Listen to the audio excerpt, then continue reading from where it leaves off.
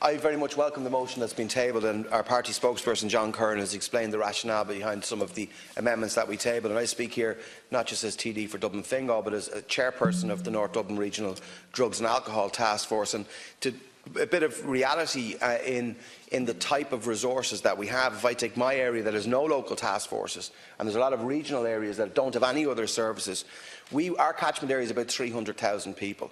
We've one under-18s counsellor for that in the youngest area in the country, one family support worker, 4 caseworkers and a manager, and a HSE task force coordinator. And we run the whole service, including education, family support, health promotion, youth services and community care team, which we established ourselves for €777,000 a year. And you know, the work that's done there, and you're right, Minister, in what you said, has a real impact, and I want to see the role of task forces strengthened. And I think part of strengthening that is resourcing properly.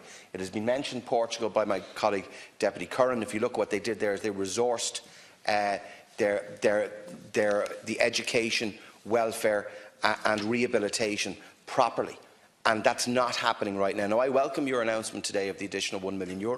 But if you break that down across the 24 task forces, it's about €41,000 each. It's not a whole hill of beans, to be very honest with you. A lot of the funding up to now has been one-off funding, and whilst we appreciate it and we use it well, it's much better to have multi-annual and to increase the core funding.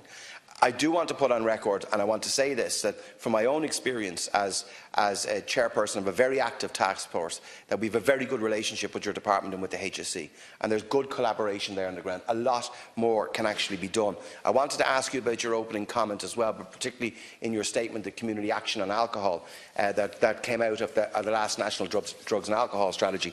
You've mentioned here €250,000 to go towards the implementation of that strategy, which we're doing in Dublin Fingal at the moment, as you know. Is that included in the €1 million?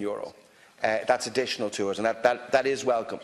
From our own calculation, we reckon that for each regional task force would probably require about 40,000 to implement it properly. It doesn't go that far, but it goes a certain distance, and that's what I mentioned. I'm short on time today and what I have to say, but all I want to put on record, and you know it, I think everyone in the House here, drugs and alcohol are the single biggest threat to our young people in this country and in this state right now. And if anything, if we're ever going to do it, we need to resource those on the ground who are equipped and who are qualified to do it. There are lots of people working in the area who are well-meaning, but I still think it's better to do it through a task force structure where people are qualified, are trained, are educated, and is under the auspices of the HSE. So I very much welcome the fact that Independence for Change have put down this motion today, the fact that you're going to come to committee, and the announcements of some of the additional funding. But I'm talking as someone who we're looking after a catchment of 300,000 people for 777,000. We can do a hell of a lot more with more resources. Thank you.